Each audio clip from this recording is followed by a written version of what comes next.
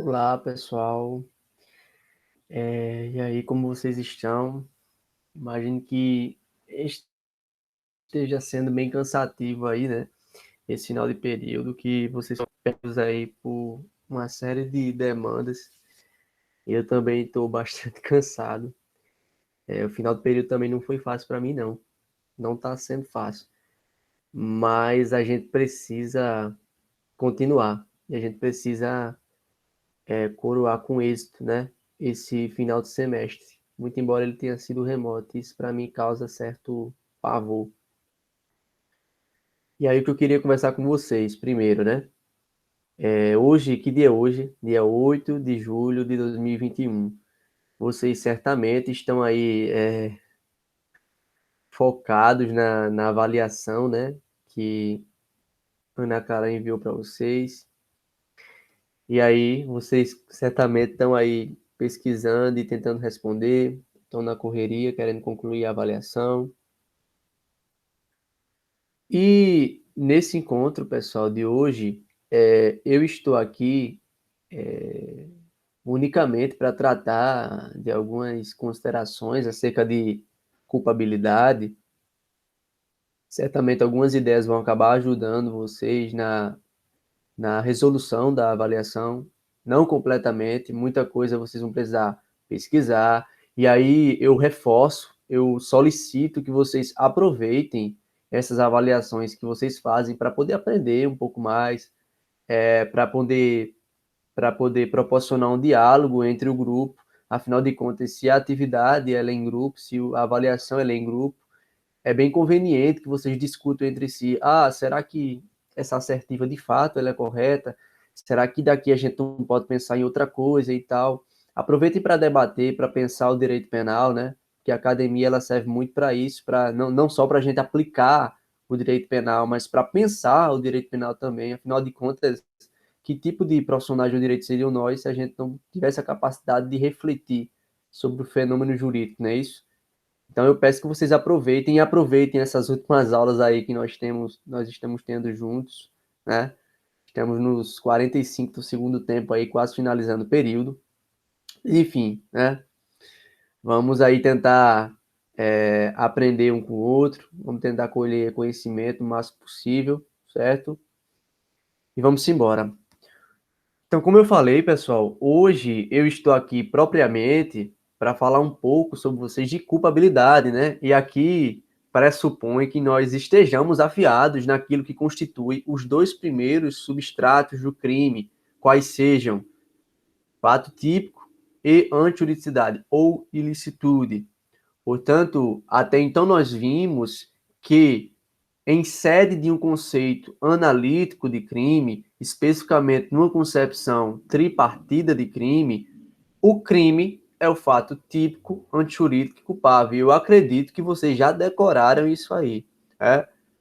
Então, após passadas as análises acerca do fato típico, analisados os quatro elementos do fato típico, conduta, resultado, nexo causal e tipicidade, a gente passa para a análise do segundo juízo jurídico penal, que seria a antijuridicidade, e a gente vai analisar se aquele sujeito que incorreu na conduta penalmente relevante, se esta conduta ela consegue se adequar a alguma excludente de antijuridicidade. Aí pode pensar na legítima defesa, no estado de necessidade, no estrito cumprimento de dever legal, no exercício regular de direito, bem como também no consentimento ofendido, né? Como causa supralegal de exclusão da ilicitude, né? E passados esses dois substratos, a gente chega naquilo que se conhece por culpabilidade. E hoje a gente está aqui propriamente para discutir o seu conceito, algumas distinções doutrinárias, as teorias, as principais teorias acerca da culpabilidade, bem como os seus elementos. Portanto, como é que vai funcionar hoje aqui? A gente vai começar o encontro com algumas distinções, beleza? Para a gente poder se ambientar aí no contexto da culpabilidade, para a gente poder sanar já algumas dúvidas que vocês têm, que eu percebi que vocês têm. Depois a gente passa para análise de três teorias. Eu não vou abordar aqui todas as teorias. Se vocês forem numa doutrina mais aplicada, mais técnica, vocês vão ver que são muitas teorias, mas as principais eu trouxe aqui. Inclusive, não vou abordar co-culpabilidade, a teoria da co-culpabilidade, que inclusive está na avaliação de vocês. Então, eu decidi aqui abordar, como o tempo foi muito curto e tudo mais, eu decidi abordar aquilo que era fundamental, não só para avaliação, mas para o conhecimento de vocês e para possíveis certames que vocês possam participar, ok?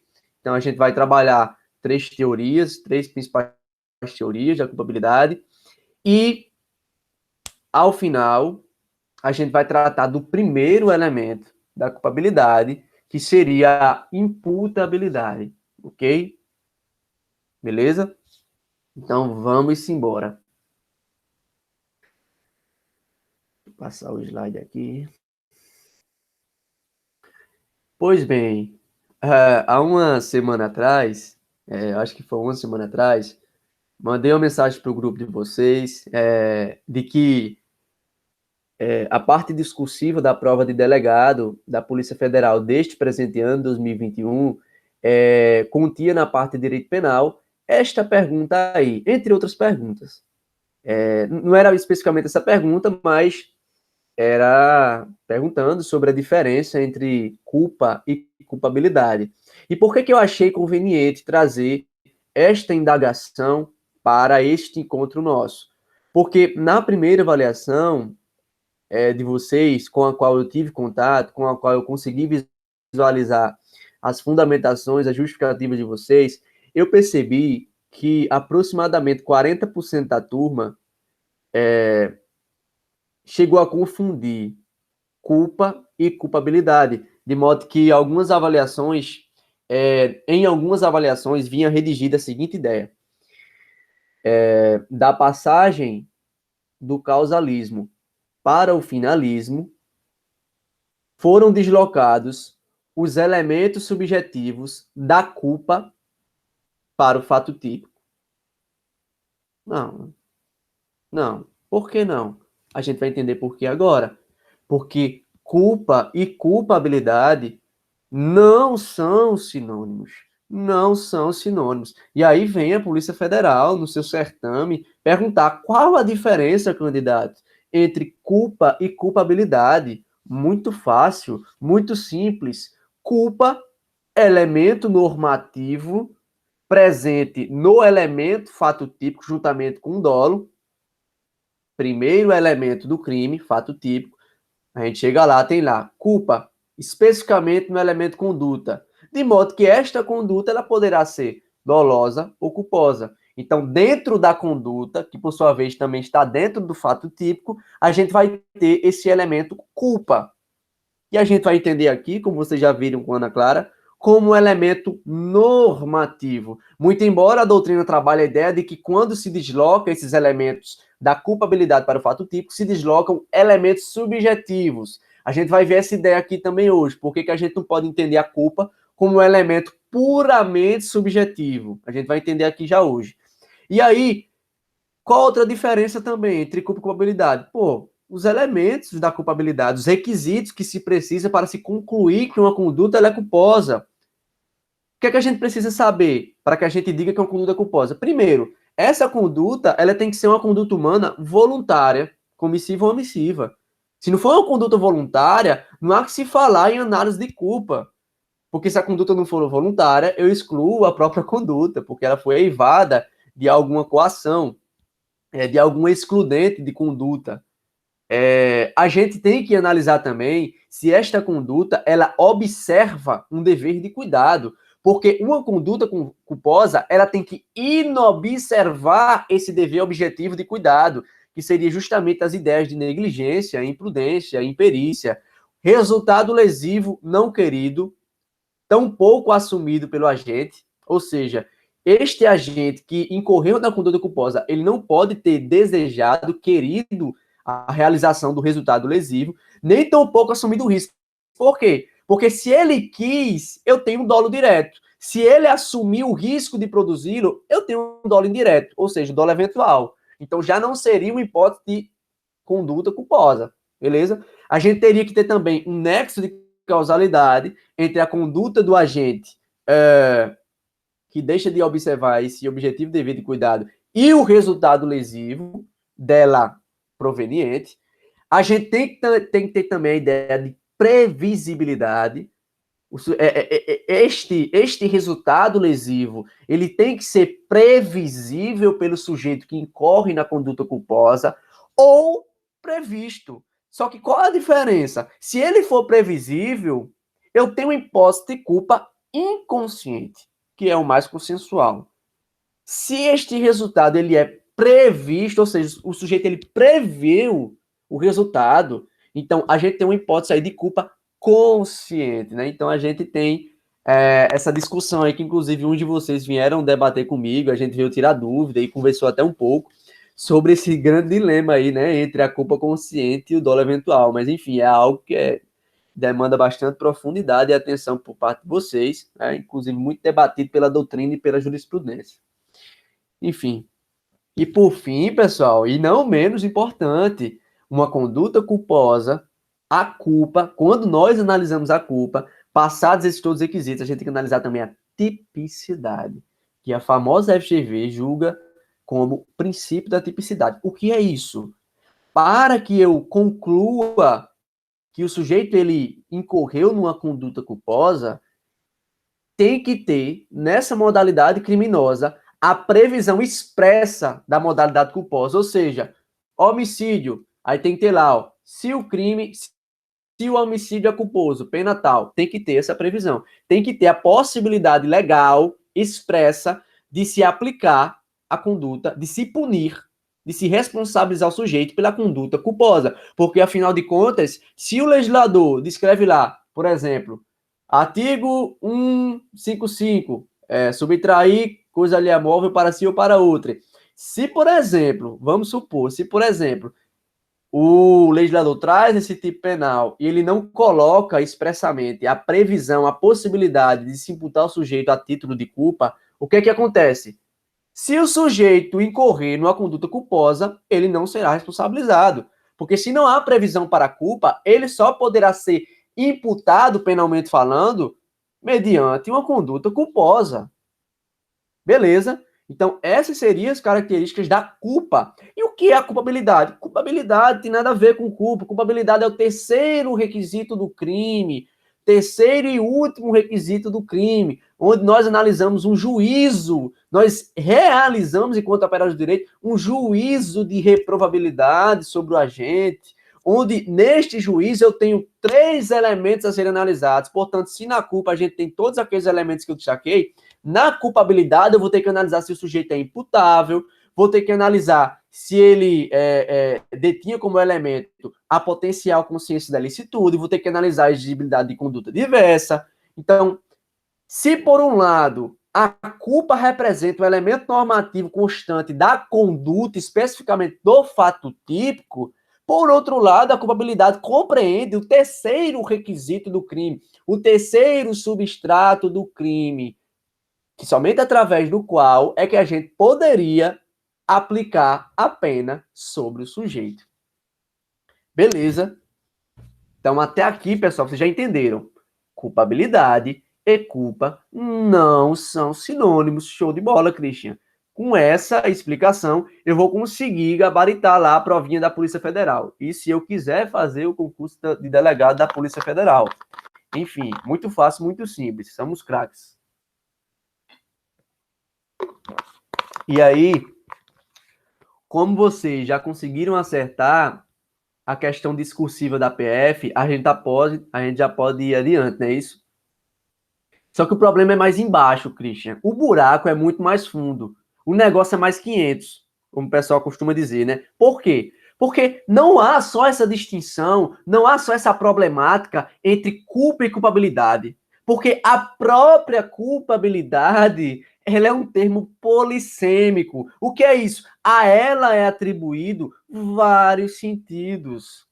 De modo que quando se fala em culpabilidade, não se sabe exatamente do que é que o cara está falando. Ah, que culpabilidade é essa? Então aqui eu trago para vocês 3 concepções de culpabilidade, 3 sentidos de culpabilidade. E aí, se vocês já forem bem inteirados na doutrina e nos manuais, vocês vão ser mais, vai ser mais fácil para vocês de compreender essa ideia, porque afinal de contas, se você ler todo o manual de direito penal, você vai perceber que a culpabilidade, esse termo, ele é analisado em várias partes do manual, de modo diferente, num sentido diferente, né? Então, o que é que a gente pode dizer aqui a priori?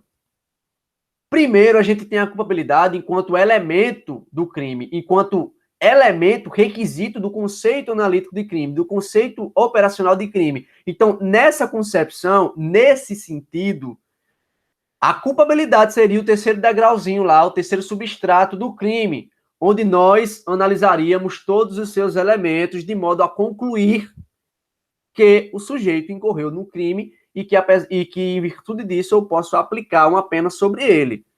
Então, nesse ponto aí, a culpabilidade seria justamente o que eu destaquei agora para vocês, como terceiro elemento do crime, composto por esses 3 elementos: imputabilidade, potencial consciência da ilicitude e exigibilidade de conduta diversa.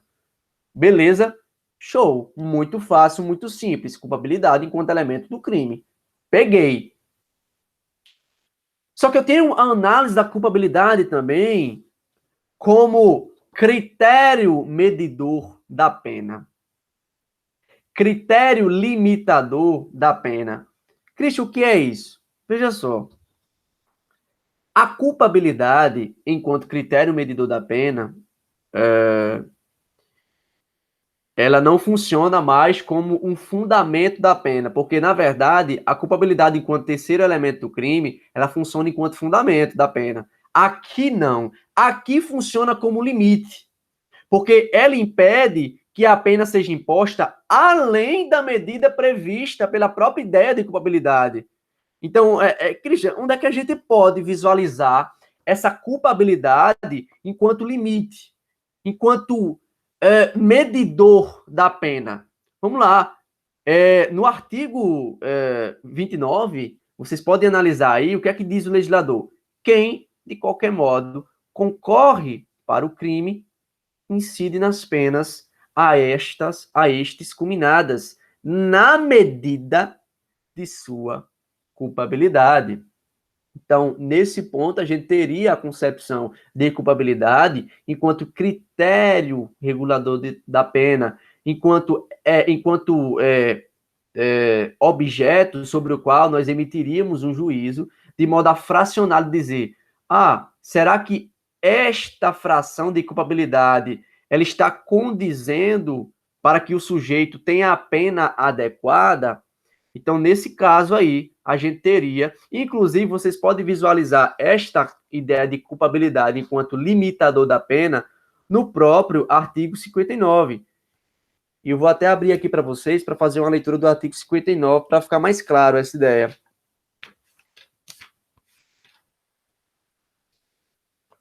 Veja só, olha o que diz o artigo 59. O juiz, atendendo à culpabilidade, aos antecedentes, à conduta social, à personalidade do agente, às circunstâncias e consequências do crime, bem como ao comportamento da vítima, estabelecerá, conforme seja necessário, e suficientes para a reprovação e prevenção do crime. Então, veja, do mesmo modo como ocorreu no artigo 29, ocorreu no artigo 59. Porque em ambos os dispositivos, a culpabilidade funciona não como fundamento da pena, não como terceiro elemento do crime, mas como critério que existe para limitar a pena, para regular a medida da pena. Nesse caso, a gente teria a segunda concepção desta palavra, culpabilidade. Beleza? Massa. Vamos continuar. Por fim, a gente teria a concepção de culpabilidade como princípio impedidor da responsabilidade penal objetiva. Christian, o que é isso? Princípio da culpabilidade. Se vocês forem analisar nos manuais, vou estudar aqui o que seria o princípio da culpabilidade, vocês vão descobrir que o princípio da culpabilidade, ele consagra aquela máxima de Ferrajoli que diz o seguinte: nulo crime, sine culpa. E aí, Christian, eu lembro que você já falou isso para mim, e aí eu queria que só você me relembrasse para que eu possa fixar essa ideia aqui. E aí, o que seria esse axioma nulo crime, sine culpa? O sujeito, para que seja imputado penalmente falando, ele tem que ter incorrido em dolo ou culpa. Daí falar em responsabilidade subjetiva. O sujeito, ele só pode ser responsabilizado penalmente se ele tiver incorrido em dolo ou culpa. Porque se ele não tiver incorrido em dolo ou culpa, e mesmo assim ele ser responsabilizado penalmente, a gente vai estar falando em uma responsabilidade penal objetiva. E como regra, o sistema penal brasileiro ele não admite responsabilidade penal objetiva. Porque, no mínimo, tem que haver no sujeito previsibilidade da realização daquele resultado lesivo. Porque se não haver previsibilidade, não há que se falar tão pouco em culpa inconsciente. Muito menos em culpa consciente ou em dolo. Muito fácil, muito simples, não é isso? Então aqui a gente teria as 3 concepções de culpabilidade para que vocês não se confundam. Como regra, vocês vão ver muito essa segunda concepção de culpabilidade em penal 2, né? Vocês vão trabalhar as penas lá, a dosimetria da pena. Então, essa culpabilidade enquanto critério medidor da pena, vocês vão visualizar bastante no semestre que vem, se vocês forem ver penal 2. Beleza? E aí, a pergunta que não quer calar, Christian, o tema de hoje é culpabilidade. Que culpabilidade entre essas 3 a gente vai tratar aqui? Culpabilidade enquanto fundamento da pena. A primeira concepção, culpabilidade enquanto terceiro substrato do conceito analítico de crime. Beleza, show. É isso que a gente vai analisar hoje aqui. Então, sigamos. Espero que não tenha ficado dúvida nessas distinções aí.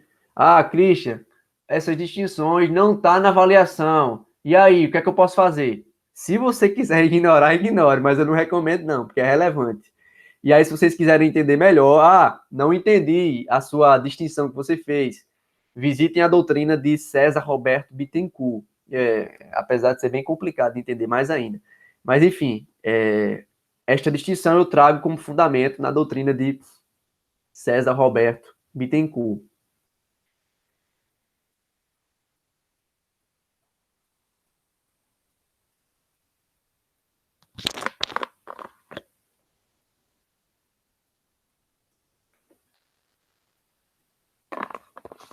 E aí, como eu falei para vocês, o que nós analisaremos hoje aqui é a culpabilidade enquanto requisito do crime, a culpabilidade enquanto terceiro substrato do crime. E aí, primeiro, pessoal, o que é que a gente tem que compreender? A gente tem que entender que a imputação, veja na tela, a imputação consubstancia um processo valorativo escalonado. O que é isso, Cris? Processo valorativo escalonado. A análise da conduta do sujeito em termos penais, ela é composta por juízos jurídico penais. Ah, Cristian, que danado é isso?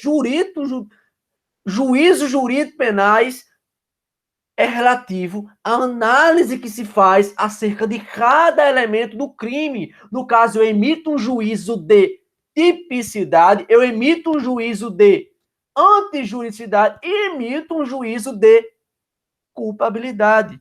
Juízos jurídico-penais. Esses 3 polos que nós achamos inseridos no conceito analítico de crime são, na verdade, juízos jurídico-penais. De um lado são elementos, e quando nós nos debruçamos sobre esses elementos, nós efetuamos esse juízo jurídico penal. Ora sobre tipicidade, ora sobre antijuridicidade, e em um momento último, sobre a culpabilidade. Mas, Christian, entendi que seria um juízo jurídico penal. A imputação traduz a imputação, a atribuição de responsabilidade penal pressupõe que eu emita esse juízo jurídico penal sobre a conduta humana, que passa por 3 fases. E aí você me diz, Christian, esse processo valorativo é escalonado. Por que escalonado? Ah, porque eu subo degraus. Quando eu emito esses juízos jurídicos penais, eu estou subindo degraus. Há 3 degraus para que eu suba. Primeiro eu subo o primeiro degrau e efetuo o primeiro juízo jurídico penal. Qual é? Fato típico. Ah, analisei, Christian, todos os elementos do fato típico, efetuei todo o juízo jurídico penal e concluí que a conduta do sujeito, de fato, é típica. E agora, o que é que eu faço? Beleza, meu filho, agora você vai subir o segundo degrau. Qual seria o segundo degrau? O segundo juízo jurídico penal relativo à antijuridicidade. Beleza, Cristian, analisei todas as excludentes, legais e supralegais, e descobri que esse sujeito ele não incorre em nenhuma excludente de ilicitude. O que é que eu faço? Ah, meu filho, agora você pode concluir que a conduta, além de ser típica, ela também será antijurídica. E agora, nesse momento, eu peço que você diminua o volume, porque eu tenho a consciência de que eu estou falando alto. E aí, concluir que a conduta, ela é típica antijurídica. Cristian, o que é que eu faço agora? Se eu estou no processo valorativo escalonado, que diz respeito à subida de degraus, eu já sei que eu já subi 2 degraus. Mas se existem 3 substratos do crime, falta eu subir mais um degrau, que seria a análise da culpabilidade, a emissão de um último juízo jurídico penal, a emissão de um juízo de culpabilidade. Desse modo, eu só poderia aplicar a pena sobre o sujeito se eu conseguisse emitir esse juízo jurídico penal sobre a culpabilidade e concluir que a conduta humana, além de típica, além de antijurídica, ela é culpável. Porque só há crime se eu preencher esses 3 requisitos de que tanto falamos no decorrer de todo o semestre. E aí, por que eu trago essa ideia? Porque vocês vão lembrar que quando eu estava trabalhando teorias da conduta, eu disse, ó, velho, o centro, o epicentro do crime, na verdade, é a conduta humana. A gente consegue concluir por essa ideia através dos postulados de Welsel. Porque, afinal de contas, o que é o elemento fundamental, o elemento essencial, o que é o elemento ontológico de Welsel dentro da categoria criminosa? A conduta humana. Então, desse modo, os elementos do crime não seriam tão somente elementos, mas também seriam atributos da conduta humana, de modo que a gente iria analisar se essa conduta humana é típica, se essa conduta humana é antijurídica e se essa conduta humana ela é culpável. De modo que nós concluiríamos que a culpabilidade, assim como os outros 2 substratos do crime, constitui, além de elementos do crime, mas predicados do crime, atributos daquilo que constitui o elo fundamental do crime, que seria a conduta humana. E aí, Christian, eu lembrei agora também que Welsel fala que esses elementos, eles devem ser analisados numa relação lógica necessária. E o que é isso? O que significa isso? Eu só posso subir o segundo degrau, eu só posso analisar a antijuridicidade da conduta se eu tiver concluído pela tipicidade da conduta, porque os elementos são organizados necessariamente numa ordem lógica. Portanto, eu só posso passar para análise da ilicitude se eu tiver concluído que a conduta ela é típica. Portanto, se por um acaso eu descubro que materialmente não há que se falar em tipicidade, se eu consigo aplicar o princípio da insignificância e elimino a tipicidade material da conduta e, por sua vez, a própria tipicidade e, por sua vez, o próprio fato típico, eu concluo que a conduta humana ela não é típica. E aí eu vou me perguntar, e agora, será que eu poderia analisar a antijuridicidade? Não, não porque os diferentes elementos do crime estão numa relação lógica necessária. Portanto, eu só poderia passar de um para o outro se este antecedente tivesse sido íntegro. Se nós poderíamos concluí-lo como íntegro. Se nós pudéssemos concluir que a conduta, ela também é típica. E aí, Christian, suponhamos que a conduta é típica, passei para o segundo degrau, analisei a antiuricidade, emiti o juízo jurídico penal sobre a ilicitude da conduta humana. E aí, Christian, eu descobri que a conduta, ela além de ser típica, ela também é antijurídica. Só assim é que nós poderemos falar em um juízo de culpabilidade. Ou seja, só podemos analisar esta culpabilidade de que falamos hoje se a conduta que nós analisamos ela já ter sido típica e antijurídica. Muito fácil, muito simples. Assimilem, porque isso aqui tem que estar no sangue, tem que estar no DNA e no RNA. Beleza? Então vamos seguir.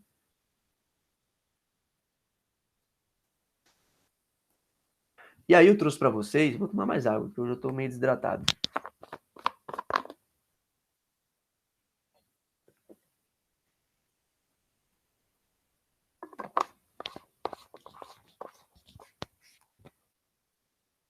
Tomem água.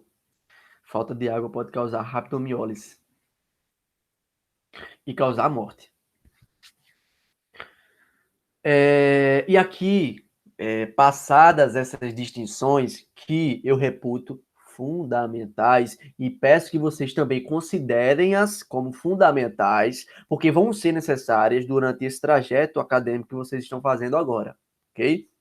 Então, passadas essas considerações que nós já fizemos, agora nós vamos analisar a evolução epistemológica da culpabilidade. Nós vamos analisar que conteúdo tem sido atribuído a este elemento do crime no decorrer das transformações metodológicas dentro da ciência do direito penal. Fácil de compreender, né? E nós temos como primeiro ponto a teoria psicológica da culpabilidade. Se vocês forem analisar os manuais, vocês vão encontrar lá teoria psicológica da culpabilidade, teoria psicológica normativa, teoria normativa pura.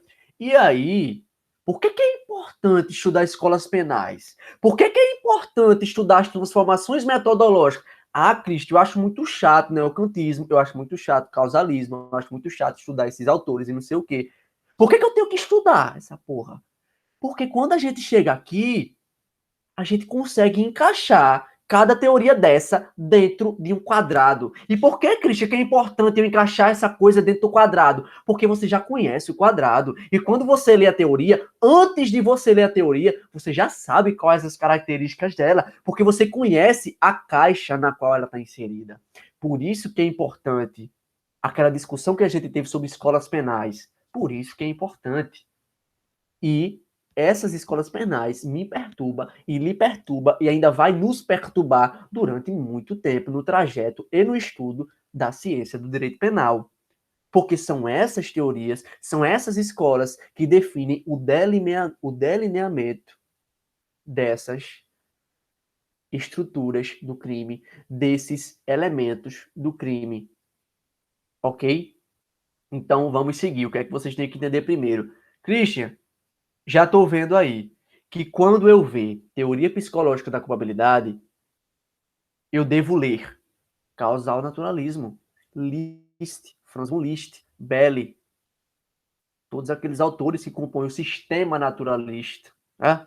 O conceito clássico de crime. Portanto, Christian, por associação, eu devo compreender que esta teoria psicológica do crime, da culpabilidade, deriva dessa escola penal, tá? Dessa fase aí da dogmática jurídica penal, chamada de causal naturalismo, ou causalismo, ou naturalismo, enfim. Então, concluam aí por essa ideia.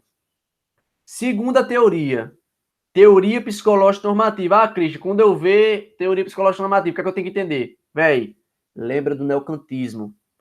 As características do neocantismo são as características da teoria psicológica normativa, porque aquela deriva desta. A teoria psicológica deriva do neocantismo. São premissas neocantistas. Foi elaborada por autores da fase neocantista. E aí, por terceiro lugar, a gente tem a teoria normativa pura. E aí, o que é que a gente vai lembrar? Welzel, finalismo, teoria da ação final. Tudo aquilo que a gente viu sobre Wells, sobre o sistema finalista, a gente vai conseguir relembrar agora para poder compreender o que seria essa teoria normativa pura. E aí eu vou dizer que vocês já sabem o significado dessas três teorias, sem tão pouco ter lido sobre elas, justamente por aquela aula que a gente teve sobre escolas penais. Por isso que é importante estudar escolas penais. E aí, agora nós vamos compreender cada teoria dessa aí que a gente coloca na tela, beleza? Vamos lá. O que é que a gente tem que entender primeiro? Ponto fundamental. Fundamental. Tá na tela aí, primeiro tópico para vocês. O que vocês não podem esquecer de modo algum. Inclusive, eu já falei isso na aula de escolas penais. O que seria a culpabilidade para o causalismo? O que seria a culpabilidade para Franz von Liszt? A culpabilidade para Liszt, para o sistema causal naturalista, constitui o vínculo psicológico que une o autor ao resultado. E aí, vocês vão lembrar que para Liszt, o crime é composto por dois polos. Um polo objetivo e um polo subjetivo. No polo objetivo, eu tenho o fato típico e a anturicidade, porque presentes unicamente elementos objetivos. E no outro polo, completamente contrário, completamente diverso, a gente tem a subjetividade do crime, que compreende unicamente este elemento culpabilidade. Portanto, dividiríamos para Liszt, para esta concepção causalista, dividiríamos o crime entre essas duas partes. Parte objetiva, parte subjetiva. Portanto, entendemos agora que a culpabilidade é a parte anímica do crime, é a parte psicológica do crime, é a parte subjetiva do crime, para Franz von Liszt. Vamos relembrar isso. Beleza? E aí, o que é que a gente tem aí primeiro, né? Christian, você já me disse que a culpabilidade para Liszt é um vínculo psicológico que entrelaça o autor ao resultado produzido por ele. Beleza. Só que, se essa culpabilidade é o terceiro requisito do crime, se a gente sabe que sempre tem elementos dentro da culpabilidade, quais são os elementos da culpabilidade para Liszt? Veja só, pessoal. Veja como a situação é bem atípica aqui. Para Liszt, sequer há elemento da culpabilidade. Sequer existe elementos na culpabilidade. Porque a imputabilidade, eu não sei se vocês veem eu catucando um negócio com uma setinha aqui, eu espero que veja. Ai, meu Deus do céu. Eu tô catucando aqui com a setinha, eu não sei se vocês veem não, mas tudo bem.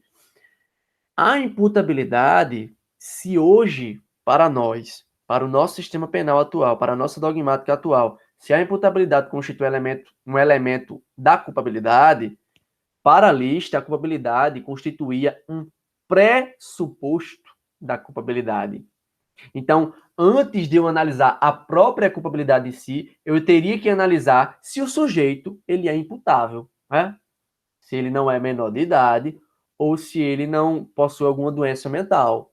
Então, eu teria que analisar isso primeiro como se fosse um pressuposto, ao que antecede a análise da culpabilidade. E aí, o dolo e a culpa seriam não elementos, mas espécies da culpabilidade.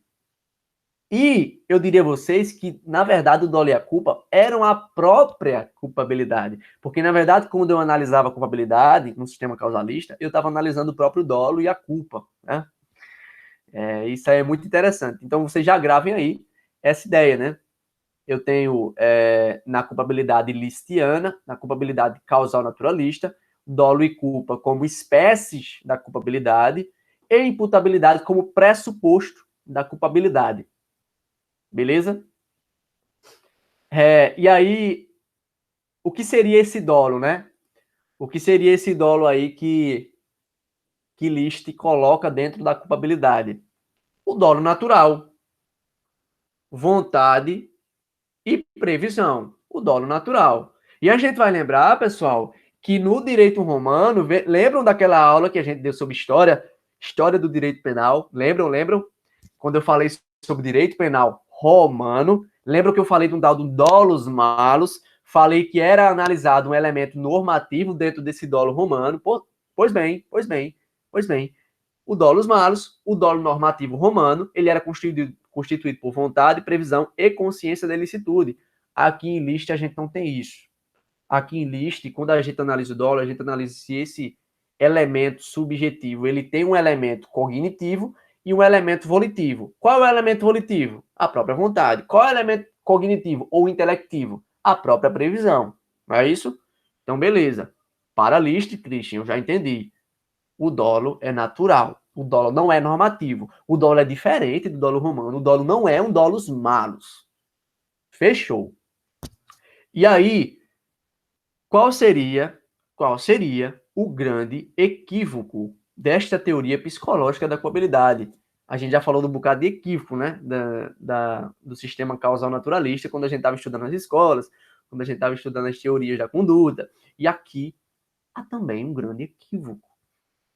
Porque List diz que a culpabilidade ela constitui um polo puramente subjetivo. Puramente subjetivo. Meus caros, se é puramente subjetivo, só pode ter elemento subjetivo. Só pode ter espécies subjetivas. E aí, Christian, qual o grande problema? O grande problema é que a culpa inconsciente ela não contém elemento anímico. A culpa inconsciente, ela não contém elemento psicológico, subjetivo. Como é que eu posso dizer que a culpabilidade, ela compreende um polo puramente subjetivo se ela é composta por uma espécie que não é puramente subjetiva? Porque, afinal de contas, o que é a culpa inconsciente? Ah, Christian, a previsibilidade é um elemento psicológico. Não! A previsibilidade é a possibilidade de um resultado ser previsto pelo sujeito. Se é uma possibilidade, o operador do direito tem que emitir um juízo de valor para perceber se de fato há a possibilidade de esta conduta, de esse resultado ser previsto pelo sujeito. É isso que diz a previsibilidade. Portanto, se na análise da previsibilidade eu preciso emitir um juízo de valor, eu noto, Christian, que a previsibilidade é um elemento normativo, não é um elemento cognitivo. E tem um porém mais problemático. Porque o que define de fato a conduta culposa, o que constitui o epicentro da culpa não é a previsibilidade, não é a previsão, mas aquilo que está presente, tanto na culpa consciente como na culpa inconsciente. O que é? A inobservância de um dever objetivo de cuidado. Que dever objetivo de cuidado é esse? Nós não sabemos. Nós precisamos emitir um juízo de valor para perceber, para concluir se de fato o sujeito ele incorreu numa transgressão, numa violação desse dever de cuidado. Opa, Christian. Então eu percebo que o que de fato constitui o elemento fundamental da culpa é um elemento normativo. E se eu tenho uma espécie de culpabilidade que constitui como elemento fundamental um elemento normativo, eu não posso falar que a culpabilidade constitui um polo puramente subjetivo. E aí, qual seria o ponto? O ponto é que, na verdade, List estava compreendendo a culpabilidade naquilo que era atribuído ao próprio dolo, esquecendo ele daquilo que caracteriza a própria culpa. Esse seria o grande equívoco da teoria psicológica da culpabilidade. E aí vocês vão lembrar que no sistema causalista, o dolo e a culpa, eles não estão ainda no fato típico, na conduta. Eles estão na culpabilidade. Beleza? E aí, como é que fica o nosso sistema? Culpabilidade tendo como elementos, e não só como elementos, vamos destacar aqui, a gente tem na culpabilidade a figura da imputabilidade e do dolo e culpa. O que é imputabilidade? O que é? É elemento? É elemento da culpabilidade? Não, é pressuposto. É algo que antecede o juízo jurídico penal sobre a culpabilidade. Eu tenho que analisar primeiro se o sujeito é imputável, ou seja, se ele não é um menor de idade, ou se ele tem doença mental que comprometa o seu entendimento. Show? Show. Pressuposto da culpabilidade, imputabilidade. E, em segundo lugar, a gente tem o dolo e a culpa. O dolo e a culpa é o quê? Espécies da culpabilidade. E, na verdade, em outros termos, constitui a própria culpabilidade. O dolo e a culpa é a própria culpabilidade, né? Então, gravem aí, tirem print, gravem na memória, botem no HD esta imagem aí. No sistema causal naturalista, é assim que se configurava a culpabilidade.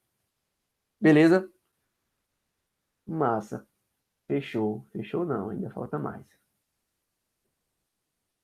E aí, a gente passa o carrossel e a gente chega na teoria psicológica normativa da culpabilidade.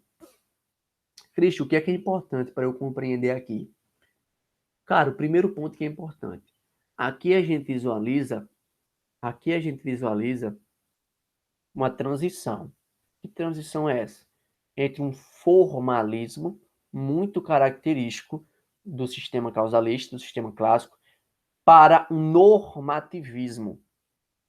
Eu passo em sede de neocantismo, eu passo à luz de um sistema neocantista, eu passo a inserir no sistema penal, eu passo a fazer penetrar na estrutura do crime aspectos valorativos, aspectos normativos. Eu passo a normatizar a estrutura do crime. O crime, a estrutura do crime, esse sistema de palavras, esse sistema de estruturas dogmáticas, ele só não é composto por elementos objetivos, por formalismo exacerbado, característico do causalismo. Eu tenho que analisar também a finalidade da norma. Portanto, a gente tem a ideia também que o neocantismo é caracterizado por um viés teleológico e, por outro lado, normativo.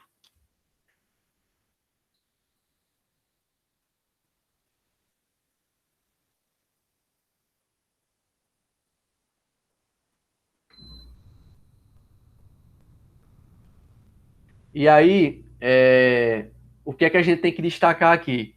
Christian, qual a primeira grande mudança que o neocantismo traz especificamente no âmbito da culpabilidade? Muito fácil, muito simples. O dolo, aquele dolo, o famoso dolo que em liste era natural, ou seja, só era composto por vontade e previsão, agora, no neocantismo, na teoria psicológica normativa da culpabilidade, este dolo a ele é atribuído um elemento normativo, qual seja consciência da ilicitude. Portanto, quando eu analiso agora o dolo, eu analiso se há vontade, previsão e consciência da ilicitude do fato.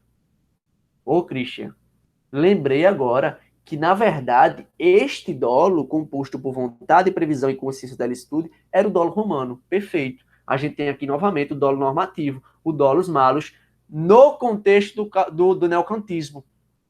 Portanto, se ao dolo é inserido um elemento normativo, tem-se que agora o dolo não é mais natural, mas é um dolo normativo. E alguns chamariam de dolo híbrido, por ser composto por um polo de dolo natural e por um elemento normativo. Enfim. E o que é que a gente tem que entender também?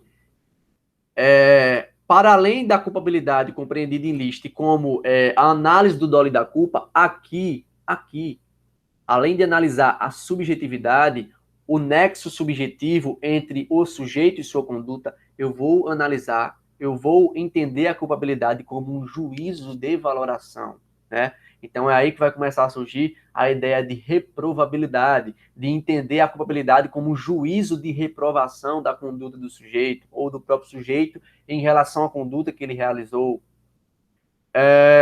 E, por fim, e não menos importante, quer dizer, o mais importante, veja só, Se o neocantismo traz para o âmbito dolo a figura de um elemento normativo, consciência da ilicitude, por outro lado, ele vai trazer também uma outra ideia. Ele vai dizer o seguinte, ó, os autores neocantistas, eles vão entender o seguinte, cara, quando eu analiso a culpabilidade, quando eu analiso a imputabilidade e o dolo e a culpa, eu também tenho que entender se esse sujeito ele poderia e deveria agir de modo diverso. Este modo diverso, eu destaco para vocês, é o modo realizado de acordo com o direito. Eu tenho que analisar se era possível que esse sujeito agisse conforme ao direito. A isso se dá o nome de exigibilidade de conduta diversa. E, portanto, Christian, qual seria a consequência desta teorização neocantista? A consequência é muito clara. Se antes eu tinha imputabilidade enquanto pressuposto da culpabilidade, se antes eu tinha dolo e culpa enquanto espécies da culpabilidade, ou em outros termos, enquanto a própria culpabilidade, agora, o que é que eu vou ter? A imputabilidade não é mais um pressuposto da culpabilidade, mas um elemento propriamente dito da culpabilidade. Então, aqui a culpabilidade passa a ser um elemento, a imputabilidade passa a ser um elemento da culpabilidade. E o dolo e a culpa, se antes compreendiam espécies de culpabilidade, agora são elementos da culpabilidade. E aqui, no neocantismo, na teoria psicológico-normativa da culpabilidade, eu adiciono mais um elemento, qual seja a exigibilidade de conduta diversa. Portanto, o que é que muda, Christian, na estrutura do crime? Se antes eu tinha imputabilidade e dolo, agora eu tenho imputabilidade, dolo e culpa e exigibilidade de conduta diversa. E aí vocês têm que compreender também que no contexto não kantista, no contexto dessa teoria psicológico-normativa, em vez de o agente ele ser o portador da culpabilidade, de carregar essa culpabilidade em si, no seu psiquismo, na sua subjetividade, ele passa a ser objeto, este sujeito passa a ser objeto de um juízo de culpabilidade, que é emitido não pela cabeça do juiz, mas pela própria ordem jurídica.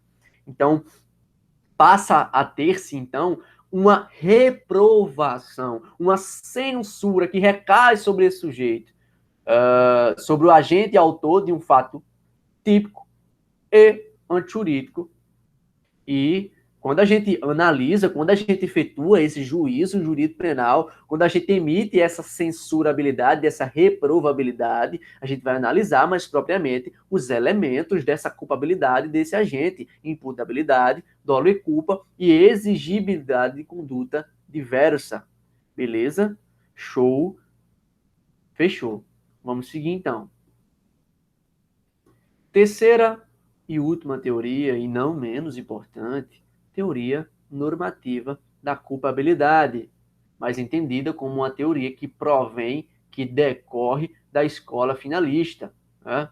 Dos pressupostos teóricos doutrinários welselianos. É isso?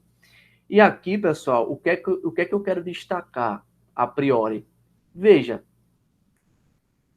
vamos notar o que é que diz o neocantismo acerca da culpabilidade e o que é que diz o finalismo acerca da culpabilidade. O conceito de culpabilidade para cada um deles. Veja só. Para a culpabilidade normativa neocantiana, a culpabilidade é um juízo de reprovação pela realização do fato antijurídico quando fosse exigível obrar, atuar conforme o direito. Culpabilidade normativa finalista constitui uma reprovação pessoal que se faz contra o autor pela realização de um fato que contrário ao direito. Mesma coisa. Embora houvesse podido atuar de modo diferente de como o faz.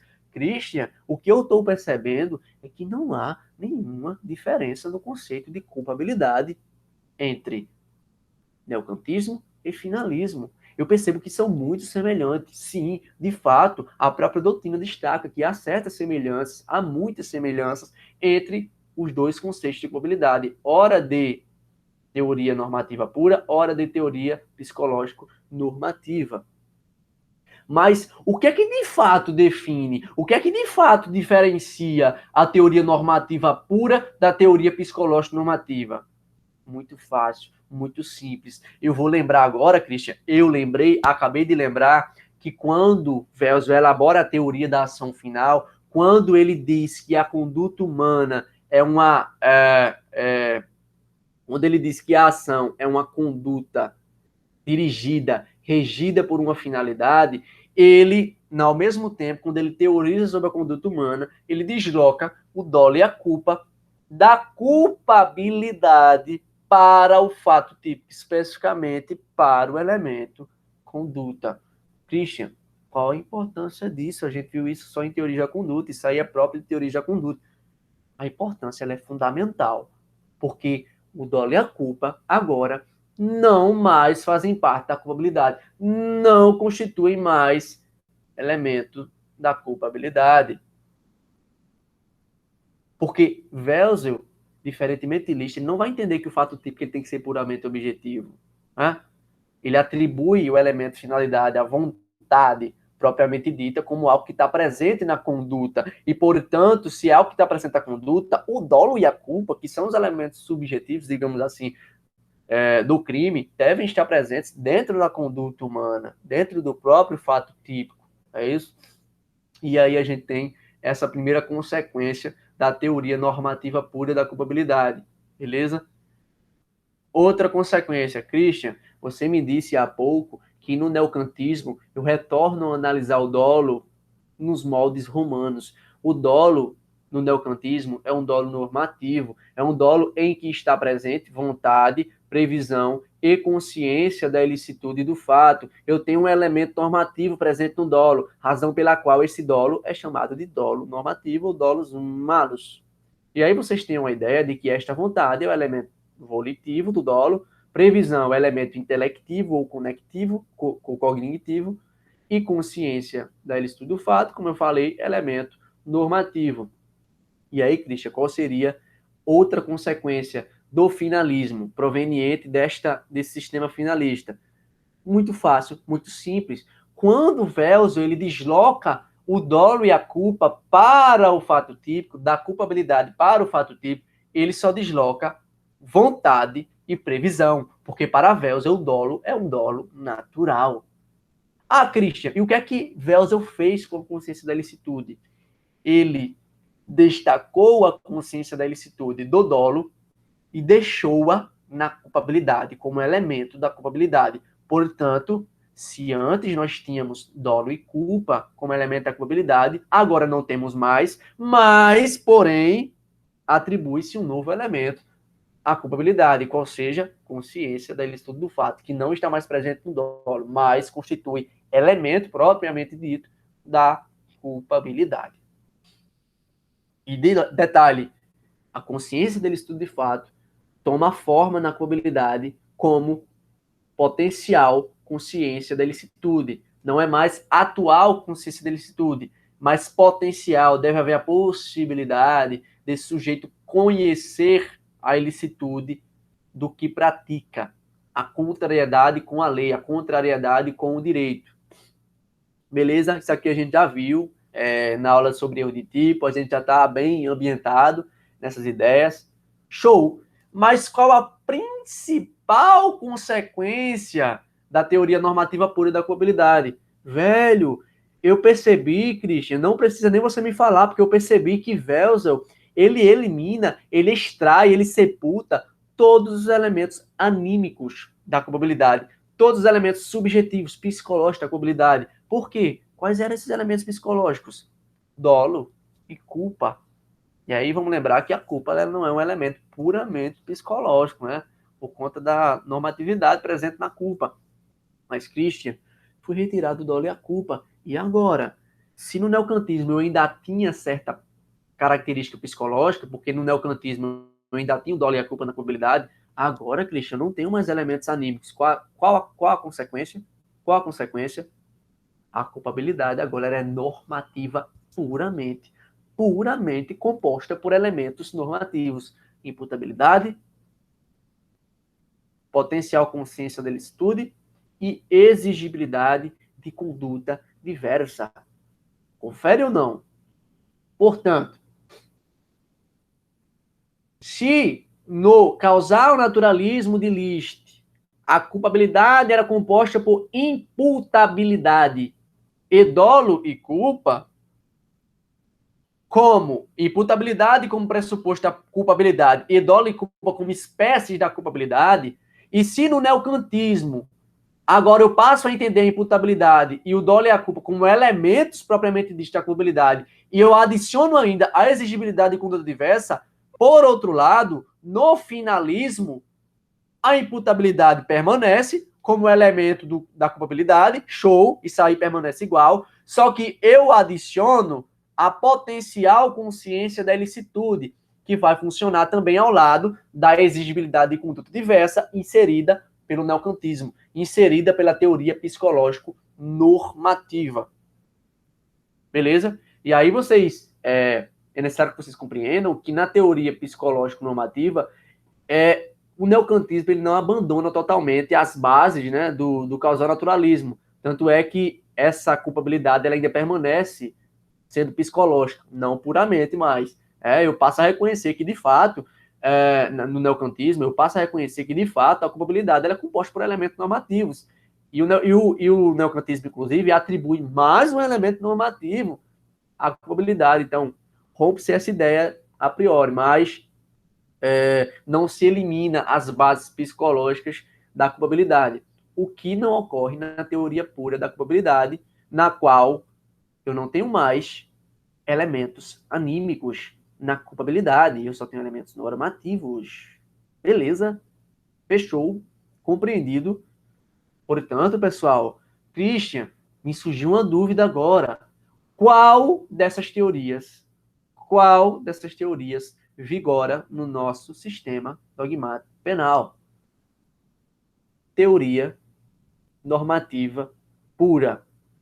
Hoje, aqui, agora, nesse momento, nesse Brasil, nesse sistema penal, quando nós analisamos, quando nós efetuamos o juízo jurídico penal da culpabilidade, quando nós analisamos a reprovabilidade da conduta, quando nós emitimos o juízo de censura, nós analisamos a imputabilidade, a potencial consciência da ilicitude e a exigibilidade de conduta diversa. Fechou ou não?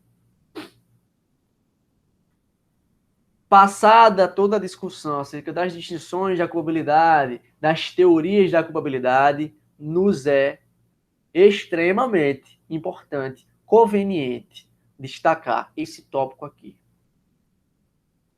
Eu quero que vocês entendam que existe uma distinção conhecida como direito penal do autor e direito penal do fato. Aí você me pergunta, Christian, o que é esse direito penal do autor? Né? Qual a diferença desse direito penal do autor para esse direito penal do fato? Veja só, por direito, prestem bem atenção, por direito penal do fato, nós podemos entender uma regulação jurídico penal, uma regulação legal, em razão da qual a punibilidade ela se vincula a uma ação concreta. Direito penal do fato constitui um regramento jurídico penal que se vincula a uma ação concreta, descrita tipicamente, e a sanção representa somente a resposta ao fato individual. Portanto, quando eu puno, portanto, quando eu responsabilizo penalmente, eu responsabilizo em virtude do fato. Beleza. Portanto, em termos penais, eu sempre olho para a conduta em si, pro fato em si. Mas o que seria o direito penal do autor? No direito penal do autor, diferentemente, a pena se vincula não ao fato cometido, não à conduta, mas especificamente ao autor, à personalidade do autor, à sua antissocialidade, ao grau dessa antissocialidade, que é o que vai fundamentar a punição. E aí que a gente pode falar em culpabilidade do autor e culpabilidade do fato. Quando eu vinculo o meu juízo jurídico penal de censura ao autor, à figura, à pessoa do autor, eu tenho uma culpabilidade do autor. Quando eu vinculo o meu juízo de censura ao fato propriamente dito, àquilo que o autor perpetrou no mundo concreto, eu tenho uma figura de uma culpabilidade do fato. Christian, tudo bem, eu já entendi. Mas, pô, qual culpabilidade que nós adotamos? Veja só, como via de regra, nós adotamos uma culpabilidade do fato. Porque vejam só, se nós temos fatos, se o que tem descrito no tipo penal são fatos, matar alguém é um fato. E se a pena é abstrato, lembram que é pena abstrato? Se a pena é abstrato, ela é atribuída, ela é vinculada a esse tipo penal, a essa descrição típica, por que motivo eu iria dirigir a punibilidade, eu iria dirigir o juízo de censura ao autor, à pessoa do autor, e não ao fato? Por que motivo? Portanto, a priori, o que é que a gente tem de Christian? O que é recomendável? Cara, é muito recomendável que a gente postule, que a gente defenda uma culpabilidade do fato.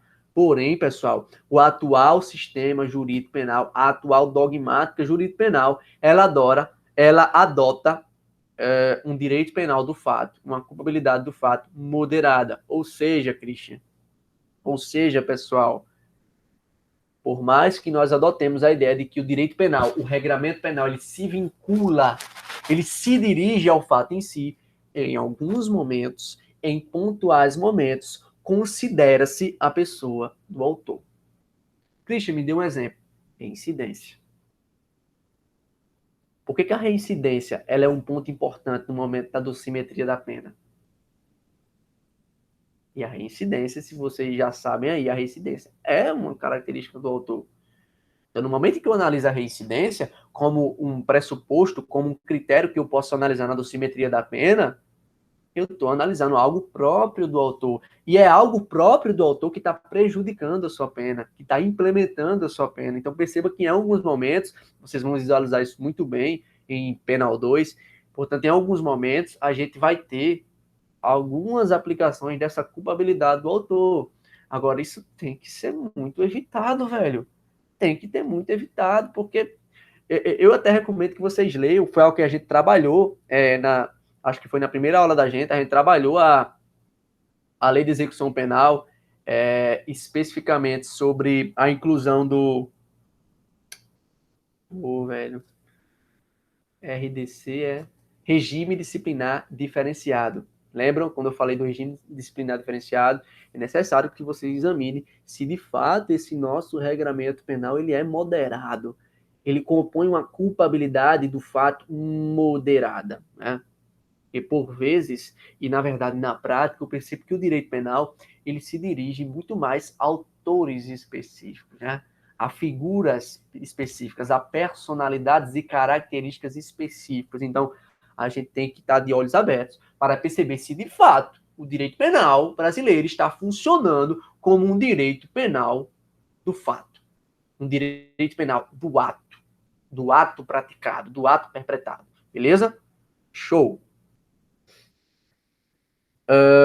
Então, peço que vocês analisem mais profundamente, com mais profundidade. A gente não vai ter essa oportunidade aqui de dar mais profundidade. Ah, Christian, direito penal do fato, direito penal do autor, é só isso que você falou? Com certeza não. Estou destacando aqui para que vocês tenham conhecimento da ideia principal do que seja um e outro. Mas o que é que eu recomendo, pessoal? Quando tiverem tempo, estude direito penal do fato e direito penal do autor. Estude direito penal do inimigo, estude garantismo penal, estude minimalismo penal, estude abolicionismo penal, porque, na verdade, a gente sempre trabalhou aqui, vocês sabem qual é a minha posição, a gente sempre trabalha a ideia de que o direito penal ele está muito relacionado, andam lado a lado, direito penal e política criminal, bem como criminologia. Então, quando a gente analisa o direito penal, a gente tem que ter em mente os caracteres político-criminais, e é por isso que Roxin diz, deixemos inserir no sistema penal os aspectos político-criminais do sistema. Né? Então, é necessário que nós façamos essa análise sempre político-criminal e também criminológica do fenômeno jurídico, e não somente uma análise dogmática, dogmático jurídico penal, beleza? Show, vamos seguir. Eita, pílula, agora veio a bronca. Então, pessoal, nós já discutimos aqui o conceito de culpabilidade, nós já discutimos aqui, deixa eu abrir um documento aqui.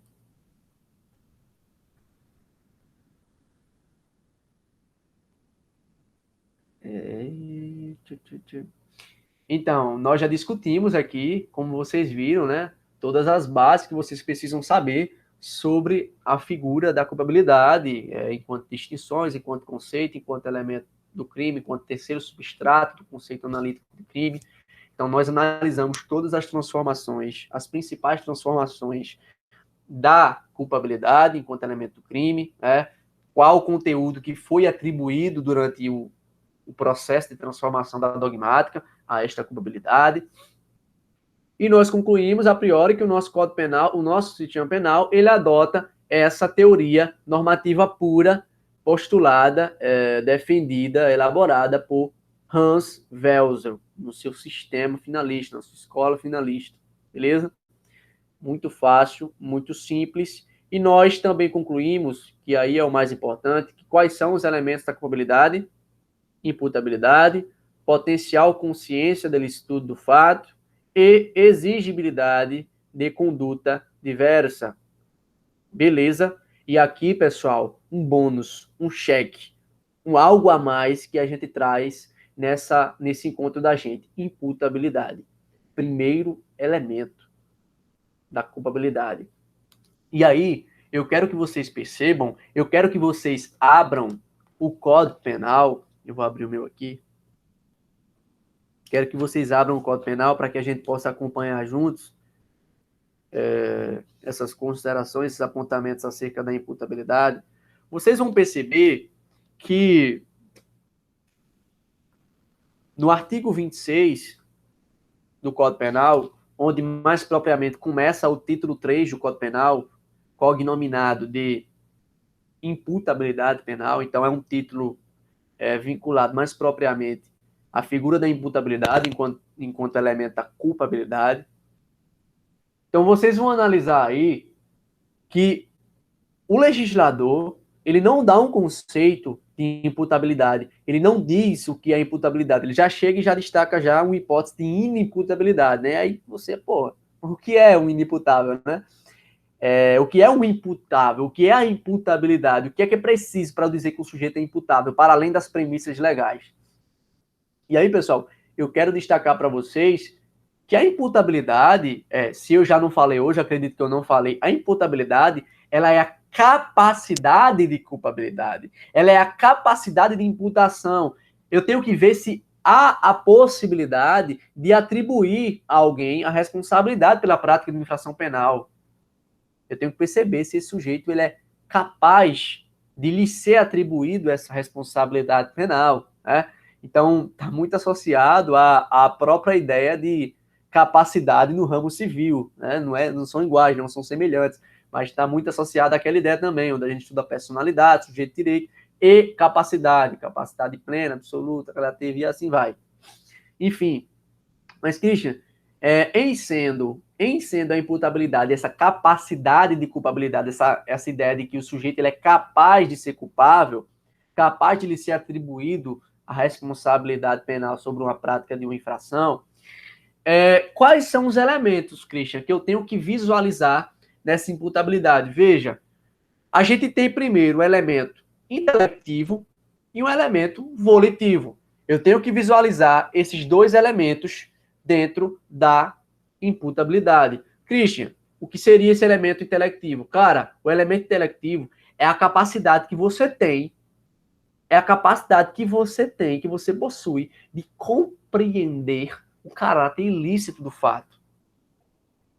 Se por um lado a gente tem a ideia de potencial consciência da licitude enquanto elemento do crime, aqui a gente tem, nesse elemento intelectivo, a análise da possibilidade não, mas da capacidade desse sujeito poder compreender a contrariedade do fato à norma, ao direito. Portanto, ele tem que ter uma rigidez psíquica capaz de possuir essa consciência do caráter ilícito do fato.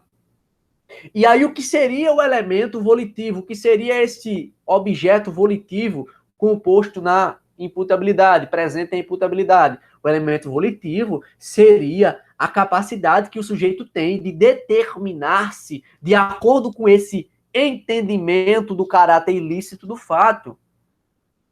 Beleza? Show. Então, se por um lado, elemento intelectivo diz respeito à rigidez psíquica do sujeito, a capacidade cognitiva dele tem de poder compreender a ilicitude do fato, o elemento volitivo diz respeito à ideia de que o agente ele domina a sua vontade, ele tem a capacidade de determinar-se dentro desse entendimento do que seja o caráter ilícito do fato. Show? Beleza, então, compreendido isso aqui, a gente já pode pular para a análise das causas de inimputabilidade. Massa. E aí, eu quero que vocês leiam comigo esse primeiro dispositivo do título 3 do Código Penal, que diz o seguinte. Artigo 26. É isento de pena o agente que, por doença mental ou desenvolvimento mental incompleto ou retardado, era ao tempo da ação ou omissão inteiramente incapaz. Retomemos. É isento de pena o agente que, por doença mental ou desenvolvimento mental incompleto ou retardado, era o agente que era, ao tempo da ação ou omissão, inteiramente, reitero-se, inteiramente incapaz, completamente, plenamente incapaz de compreender, de entender o caráter ilícito do fato ou de determinar-se de acordo com esse entendimento. Ou seja, completamente incapaz de preencher, ora, o elemento intelectivo da imputabilidade, ora, o elemento volitivo da imputabilidade. Beleza? E aí, o que a gente tem que destacar? Esse artigo 26, ele consubstancia a primeira hipótese de inimputabilidade, que seria a inimputabilidade em razão, em virtude de anomalia psíquica. Christian, qual a consequência jurídica? Qual a consequência jurídica deste dispositivo penal, do fato de o sujeito ser inteiramente incapaz de entender o caráter ilícito do fato? Qual a consequência jurídica? Exclusão da culpabilidade, uma vez que constitui uma causa de inimputabilidade. Beleza?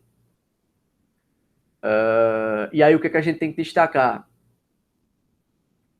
Pode esse doente mental, pode o doente mental, ele ser considerado imputável. Veja só, né? Não é absoluto, não. Não é porque o sujeito é doente mental, né? Você diz, o sujeito é doente mental, portanto, ele não será nunca responsabilizado penalmente. Não. Pode a possibilidade desse doente mental ser considerado imputável, desde que essa sua anomalia psíquica ela não se expresse, ela não se manifeste de maneira a comprometer a sua autodeterminação ou capacidade intelectiva. E o que a gente pode concluir por isso?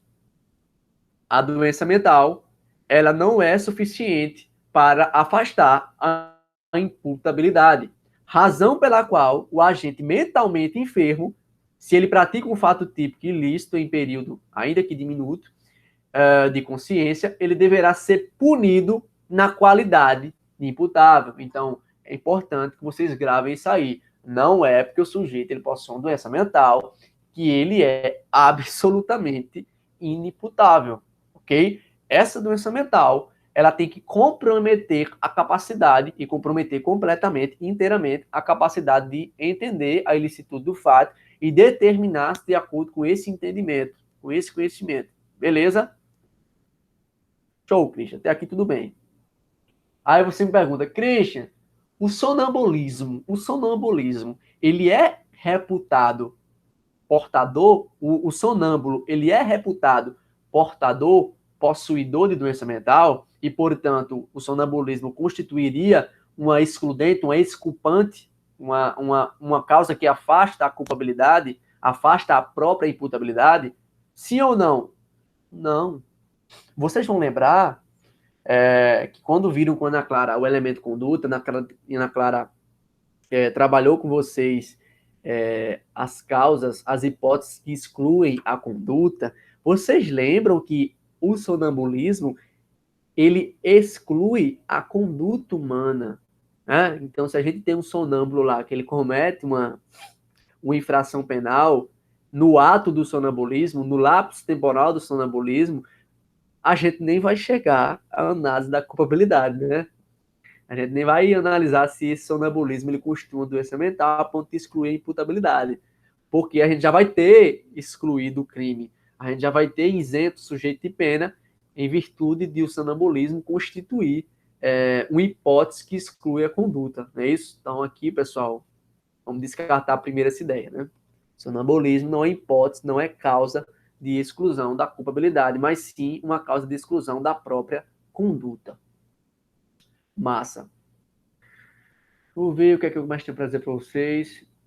Então, esse inimputável, ele será denunciado e também será processado, porém, ao final, ou seja, haverá um processo penal, haverá uma denúncia, porém, ao final do processo, ele vai ser absolvido e não condenado, né? E essa absolvição, entretanto, ela deve ser cumulada com uma sanção penal. Lembrem que a sanção penal ela pode ser uma pena ou uma medida de segurança. Então, esse inimputável, a ele será atribuída uma medida de segurança, e essa decisão absolvitória, essa absolvição, ela vai ser chamada, decorem isso, de absolvição imprópria. Vocês vão precisar dessa informação no semestre que vem, em Penal 2. Então, destaquem isso na mente de vocês ou nas fichas de vocês aí. Na hipótese de inimputabilidade em razão de anomalia psíquica, eu tenho uma absolvição imprópria. Beleza? E a aplicação de uma medida de segurança em vez de uma pena. Relembrando, pena e medida de segurança são espécies do gênero sanção penal. Ok, Christian. Beleza, aqui tudo bem? Vamos passar? Bora. Parágrafo único do artigo 26. A pena pode ser reduzida de um terço a 2/3 se o agente, em virtude de perturbação de saúde mental ou por desenvolvimento mental incompleto ou retardado, não era inteiramente capaz. Opa, Christian, consegui compreender a diferença. Nesses dois dispositivos, no artigo 26 caput e no seu parágrafo único, eu tenho a ideia de que o sujeito ele é acometido por uma perturbação mental, por um desenvolvimento mental incompleto ou retardado. Só que a diferença, Christian, é que aqui nesse parágrafo único eu não tenho um comprometimento absoluto da capacidade desse sujeito de entender o caráter ilícito do fato e de determinar-se de acordo com essa compreensão, com esse entendimento. Portanto, Christian, se no caput do artigo 26 eu tinha uma hipótese de inimputabilidade em razão da anomalia psíquica, conforme a qual o sujeito era inteiramente incapaz de entender, aqui o sujeito ele não é inteiramente capaz de entender. De fato, esse desenvolvimento mental incompleto, ele compromete parcialmente o entendimento do sujeito, a capacidade de entender e de determinar-se. Mas esse comprometimento não é absoluto, não é completo, não é inteiro, de modo que ele não é inteiramente incapaz. E aqui, pessoal, o que a gente tem? A gente tem uma hipótese de semi-imputabilidade. Christian, qual seria a consequência jurídico-penal para a semi-imputabilidade. O sujeito ia receber uma medida de segurança, o sujeito ia receber uma pena. Veja só, no caso da condenação, veja só, a consequência jurídica, no caso, é a condenação do semi-imputável, né? Porém, com redução de pena, como vocês veem aí, ó, causa de redução de pena, causa de diminuição de pena. Posso diminuir a pena de 1/3 a 2/3, beleza? Então, o semi-imputável, ele vai ser condenado com a redução de pena, mas há a possibilidade de substituir essa pena por uma medida de segurança. Há a possibilidade, né? Então, ou esse semi-imputável, ele é condenado com redução de pena, ou lhe é aplicada uma medida de segurança. Há duas possibilidades. Christian, fechou, entendi. Entendi as duas hipóteses que você trouxe daqui. Vamos seguir? Bora. Vejam só, no artigo 26, o que é que a gente tem? Os menores de 18 anos são penalmente inimputáveis, ficando sujeitos às normas estabelecidas na legislação especial. Os menores de 18 anos são penalmente inimputáveis, ficando sujeitos às normas estabelecidas na legislação especial. Eu gostaria de repetir este dispositivo mais outras vezes, mas eu tenho que destacar para vocês que legislação especial é essa. Qual a legislação? O Estatuto da Criança e do Adolescente. Meus caros e minhas caras, aqui a gente tem uma hipótese legal de inimputabilidade em razão da menoridade penal, em razão da idade do sujeito. E aí, tema muito polêmico. Tema muito polêmico. Porque eu lembro, Christian, que muito vem sido debatido esta ideia da menoridade penal. Querem deslocar esta menoridade dos 18 para os 16. Christian, eu já discuti isso muito no ensino médio. Eu já vi muito essa discussão é calorosa. E aí, Christian, o que é que eu tenho que fazer? Enquanto jurista, o que é que eu tenho que defender? Pessoal, eu quero que vocês lembrem o seguinte. Essa normazinha aí, ela está presente aonde? No Código Penal. Qual a natureza desta norma? Ela provém de uma lei ordinária. Beleza, Christian. Isso eu sei. Eu não sou retardado. Tudo bem. Eu tenho uma norma de natureza ordinária. Só que vocês têm que destacar, vocês têm que ter em mente que essa norma, ela não consta unicamente do Código Penal. Ela consta também da Constituição Federal de 1988. Preciso que vocês abram o artigo 228 da Constituição Federal e vejam que lá o Constituinte originário diz taxativamente, do mesmo modo ou de modo quase idêntico ao artigo 27 do Código Penal, são penalmente inimputáveis os menores de 18 anos sujeitos às normas da legislação especial. Christian, tudo bem. Agora eu vi que o negócio é mais embaixo. Por que é mais embaixo? Porque para que eu consiga deslocar essa idade dos 18 para os 16, eu precisaria de uma emenda constitucional. E aí vocês, certamente, vocês estão no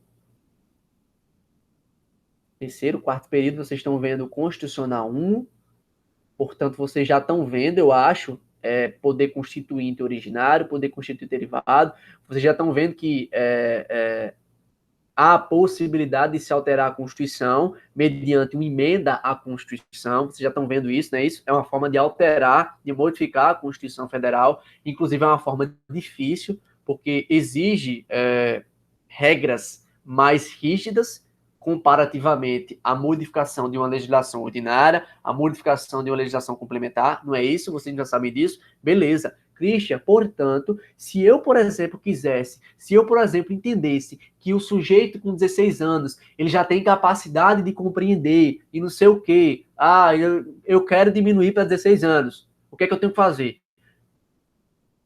Até aqui, a priori, você teria que elaborar uma emenda constitucional. Uma emenda constitucional deveria ser aprovada. Mas, meus caros, tem um grande problema aí. Tem um grande problema aí. Vocês já devem estar vendo a ideia de cláusula pétrea. Aquilo que constitui em sede constitucional uma cláusula pétrea, a ele não pode ser atribuída uma emenda tendente a aboli-la. Aquilo que constitui uma cláusula pétrea não pode ser alterado pela Constituição, a não ser que seja para implementá-lo, e não para eliminar, e não para reduzi-lo.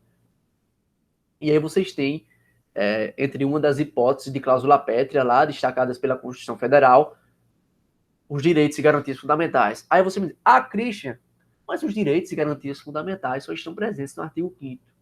Não, não. Os direitos e garantias fundamentais, que por sua vez constituem cláusula pétrea, eles não estão só presentes no artigo 5º, eles estão espalhados pela Constituição Federal.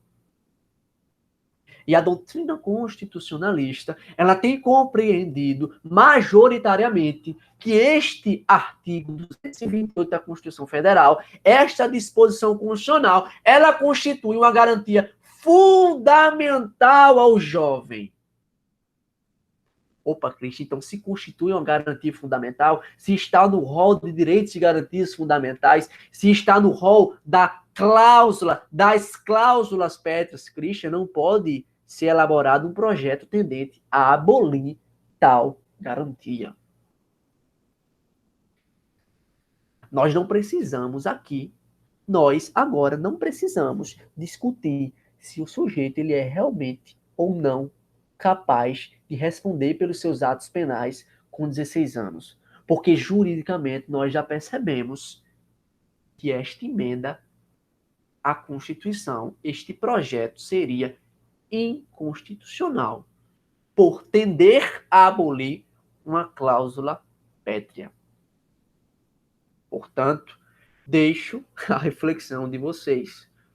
Analisem a constitucionalidade de tal defesa, de tal tese. Analisem se de fato essas pessoas que defendem a redução da maioridade penal, elas o fazem de modo constitucional. E aí vocês vão verem essa ideia de controle de constitucionalidade, de análise, de exame da constitucionalidade, muito mais no semestre que vem, que eu acredito que vocês vão ver em Constitucional 2, não sei se com Demetrios ou com a Alessandra, mas vocês vão ver muito profundamente essa ideia de controle de constitucionalidade e peço que vocês, no decorrer da graduação, reflitam sobre essa hipótese possível de redução da maioridade penal para os 16 anos. Ok? Beleza. E aí, o que é que a gente tem que entender? A gente tem que entender, pessoal, que há uma presunção relativa, há uma presunção absoluta, mais propriamente, de que o menor de 18 anos, pela lei, ele não possui, ele possui desenvolvimento mental incompleto. Reitere-se, para que fique mais claro para vocês. Há uma presunção absoluta constitucional de que o menor de 18 anos, ele possui um desenvolvimento mental incompleto. Razão pela qual ele não pode ser submetido à disciplina do Código Penal, mas à disciplina da legislação especial destacada pelo artigo 27. Que legislação especial é essa? Pelo Estatuto da Criança e do Adolescente. Portanto, Christian, se eu tenho um menor que pratica um ato infracional, porque menor não pratica crime, menor pratica ato infracional, este sujeito, ele será submetido, ele será disciplinado à luz do Estatuto da Criança e do Adolescente, ECA. Beleza? Inclusive, essa presunção absoluta, destaque-se, ela está fundada em orientações de política criminal. Então, aí, ó, se vocês quiserem estudar com mais profundidade, eu peço que analisem os manuais mais aplicados aí, de fundo mais acadêmico, para que vocês possam, de fato, compreender essas premissas político-criminais que embasam essa presunção absoluta de que o menor de 18, ele possui um desenvolvimento mental incompleto. Beleza? Presunção absoluta.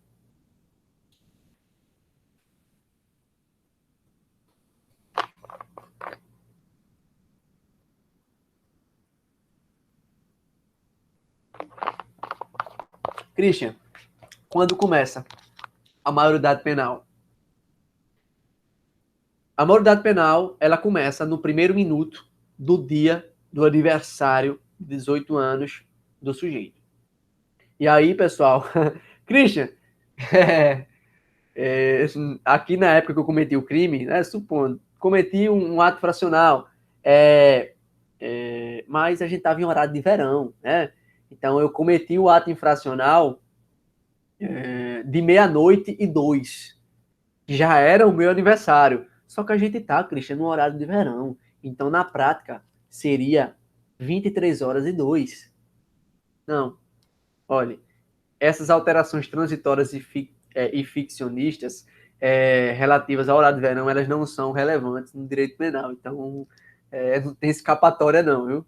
Não é considerado não, esse é o horário de verão em sede penal, não.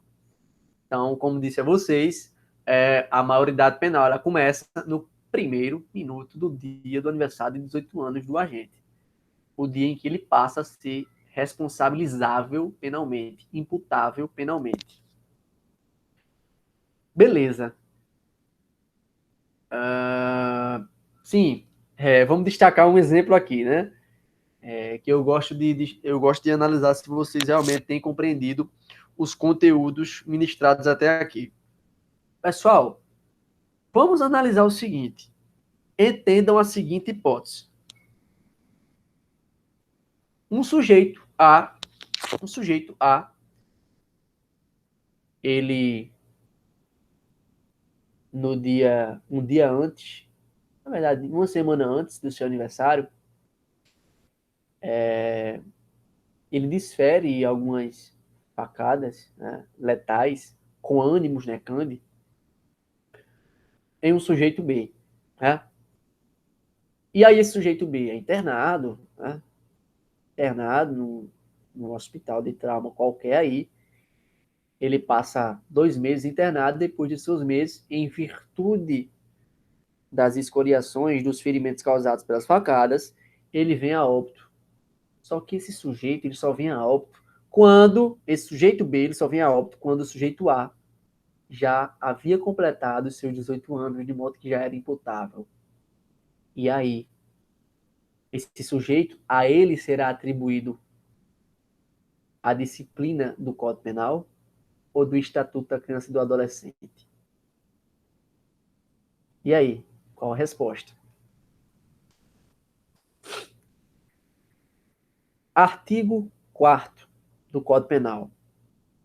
Considera-se praticado o crime no momento da ação ou omissão, ainda que seja outro o momento do resultado.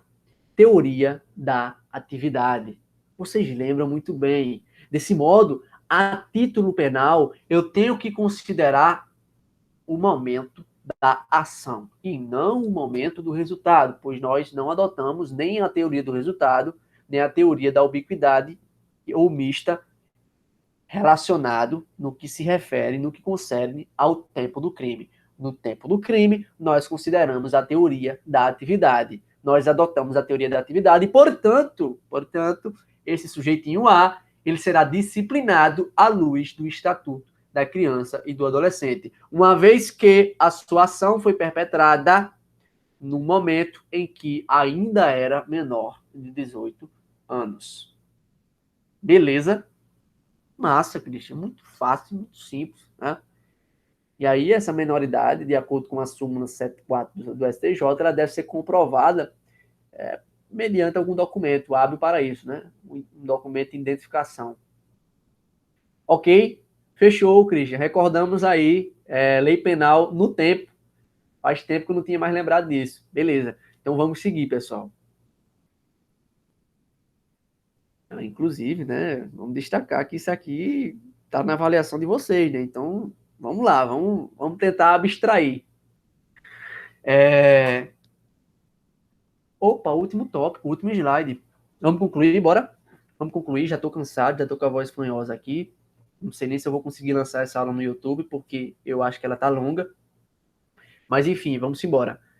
Artigo 28 do Código Penal. Não exclui a conduta, não exclui a imputabilidade penal, não constitui excludente de imputabilidade, não constitui causa de inimputabilidade. O que é que não constitui? Emoção ou paixão. Portanto, se o sujeito deu uma raiva, ele foi acometido por uma raiva excessiva lá, uma emoção no momento e mata alguém, ele não pode alegar uma inimputabilidade penal em virtude dessa emoção ou paixão do momento, né? Pelo amor de Deus. E também não exclui a imputabilidade a embriaguez voluntária ou culposa pelo álcool ou substância de efeitos análogos. Aqui, pessoal, o que é que a gente tem? O que é que a gente tem? A gente tem uma causa de não imputabilidade, uma causa que não exclui imputabilidade em razão de sua voluntariedade. E aqui o que é que tem que destacar? Christian, veja só. O sujeito, ele está embriagado, né? Está embriagado lá porque ele quis se embriagar. Ou se não, porque ele não percebeu que estava bebendo e já estava se embriagando. E aí, em virtude dessa embriaguez causada pelo álcool, ele comete um crime X, um crime qualquer. Christian, você me disse que essa hipótese ela não exclui imputabilidade, mas eu analiso que esse sujeito embriagado, ele não tem capacidade de discernir a ilicitude da conduta e de determinar-se, porque esse sujeito ele está praticamente inconsciente, esse sujeito ele está ali, ó, aéreo. E aí, Christian, por que esse sujeito, com com seu psiquismo afetado, ele será imputável? E aí, o que a gente tem que pensar? Teoria da actio libera in causa. Teoria da actio libera in causa.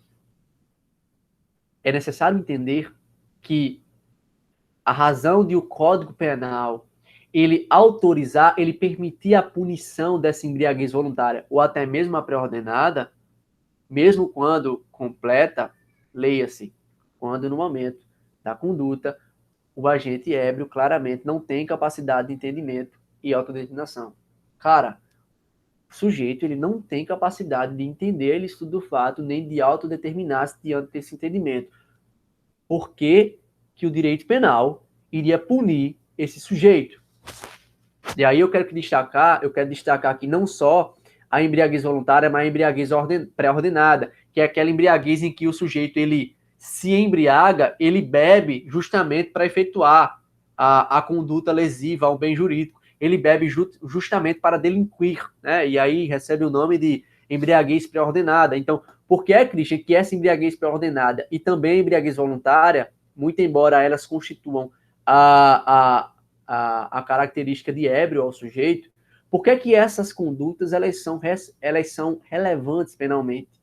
Como eu falei, teoria da actio libera in causa. Vejam só, em síntese, o que é que significa esse princípio, ou essa teoria da actio libera in causa? O ato transitório, revestido de inconsciência, que seria o momento do crime, ele decorre de um ato antecedente que foi livre na vontade. Portanto, eu transfiro a responsabilidade do sujeito, a responsabilidade penal, eu transfiro a imputabilidade para o momento anterior. Eu desloco no tempo para o momento anterior, para que eu constate a imputabilidade e a voluntariedade da conduta, porque, afinal de contas, se o sujeito cometeu o crime em virtude de sua embriaguez, ele se embriagou livremente. Ele se embriagou porque quis, ou porque não imprimiu um dever objetivo de cuidado, ou porque, de fato, ele quis se embriagar para delinquir. Pela teoria da actio libera in causa, eu desloco esse juízo de censura do momento da ação para o momento em que ele ingere o álcool, em que ele passa a se embriagar. É este momento de embriaguez, de provocação da embriaguez, que eu destaco a voluntariedade e, por conseguinte, a imputabilidade do sujeito. E aí, como consequência, a embriaguez pré-ordenada, embriaguez voluntária ou embriaguez culposa, elas são relevantes penalmente. Esse sujeito ele será responsabilizado por sua conduta. Ok, beleza, Cristian, muito massa. Parágrafo 1º do artigo 28. É isento de pena o agente que, por embriaguez completa, proveniente de caso fortuito ou força maior, era ao tempo da ação ou da omissão inteiramente incapaz, inteiramente incapaz de entender o caráter ilícito do fato ou de determinar-se de acordo com esse entendimento. Muita atenção, meus caros, muita atenção nesse dispositivo. É isento de pena, ou seja, exclui a imputabilidade, constitui uma causa de inimputabilidade em razão da embriaguez, o agente, o sujeito que, por embriaguez completa, ele está completamente embriagado, proveniente de caso fortuito ou coisa maior. Ao tempo da omissão, era inteiramente capaz de compreender o caráter ilícito do fato. Veja só, o que seria esse caso fortuito ou força maior? Irmão, o cara tá ali, caminhando, de repente, esse exemplo é muito tosco, mas eu vou dar porque vocês até vão visualizar isso aí na avaliação. O cara, ele tá lá caminhando no meio da rua, de repente ele tropeça num buraco, cai numa vala cheia de álcool, um tambor lá, um tacho lá cheio de álcool, ele mergulha, cai de boca lá. Ok, meu amigo, era álcool puro. Então, quando ele mergulhou, que ele se afogou lá no álcool, ele ingeriu, ele ficou totalmente embriagado. E por conta disso, acabou causando aí. Ele acabou causando um acidente de carro, o sujeito veio a óbito e tudo mais. E aí, Cristo, o que é que eu faço? Por conta de um caso fortuito, uma aleatoriedade da vida, eu acabei mergulhando ali no tambor de álcool e acabei me embriagando completamente. De modo que eu fiquei inteiramente incapaz de compreender o que eu estava fazendo enquanto caráter ilícito e de me determinar de acordo com aquele entendimento. E aí, o que é que eu faço? Você será isento de pena. Você será inimputável, porque esta embriaguez completa, proveniente de um caso fortuito ou força maior, ela constitui uma hipótese de inimputabilidade em razão da embriaguez. Então, eu tenho uma inimputabilidade em razão da doença mental, eu tenho uma inimputabilidade em razão da minoridade penal ou da idade, e eu tenho uma inimputabilidade em razão da embriaguez, que só ocorre, essa inimputabilidade, ela só ocorre quando o sujeito, ele se embriaga completamente em razão, em virtude de um caso fortuito ou força maior. E por fim, destaquemos o parágrafo 2º do artigo 28, que diz: a pena pode ser reduzida de 1 a 2 terços se o agente, por embriaguez, proveniente de caso fortuito ou força maior, não possuía, ao tempo da ação ou omissão, a plena capacidade de entender o caráter ilícito do fato ou de determinar-se de acordo com esse entendimento. Christian, qual a diferença? Qual a diferença desse dispositivo do parágrafo 2º para o parágrafo 1º?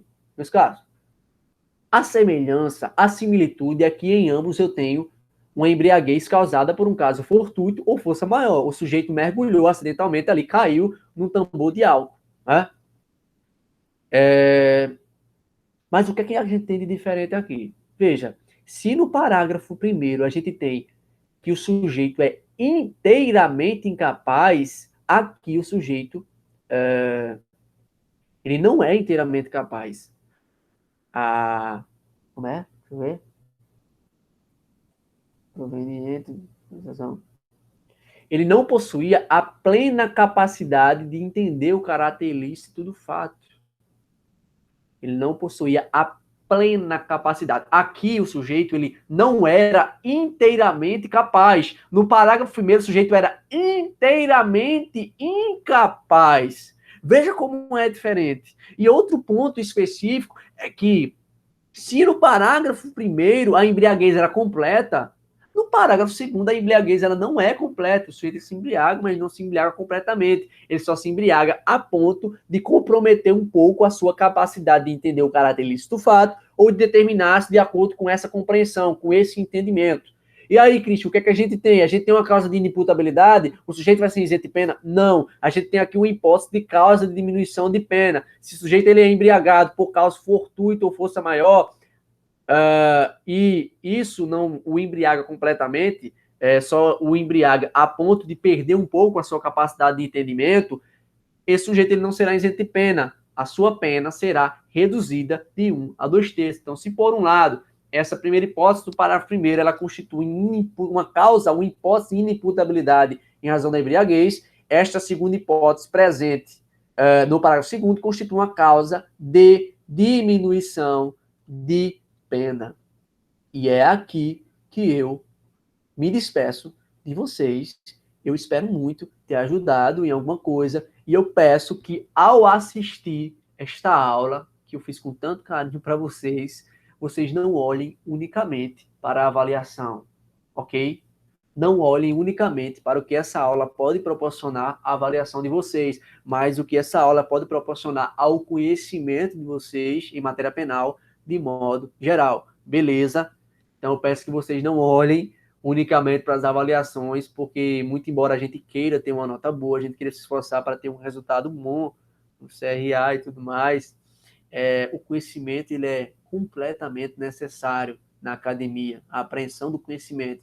Então eu peço que vocês analisem de modo aprofundado todos os tópicos que nós analisamos hoje aqui nesse encontro. Agradeço grandemente a oportunidade de poder estar tendo esse contato com vocês. Já estamos quase acabando o período. Peço que vocês tenham força. Eu também preciso de força para continuar aqui fazendo esse trabalho com vocês, juntamente com a Ana Clara. Então, espero ter me feito claro, beleza? Espero ter contribuído em algo no conhecimento de vocês. E aqui, pessoal, eu me despeço, agradeço o carinho de todos aí, completei ano há 2 dias e fiquei muito feliz, porque recebi muito carinho de todos vocês. Então, eu gostaria de retribuir esse carinho. Espero ter contribuído bastante na formação de vocês aí nesse semestre, ok? Vocês estão no meu coração aí e não pagam aluguel, viu? Não precisa de contrato de locação para poder morar no meu coração. Vocês não precisam, são isentos desse contrato. Então, eu me despeço aqui e até o próximo encontro. E boa prova. Tenham muito cuidado, façam a prova com muita calma, pesquisem muito, várias doutrinas. Já indiquei as doutrinas para vocês que eu recomendo e que é recomendado também para Ana Clara. Então, detonem aí, beleza? Tchau.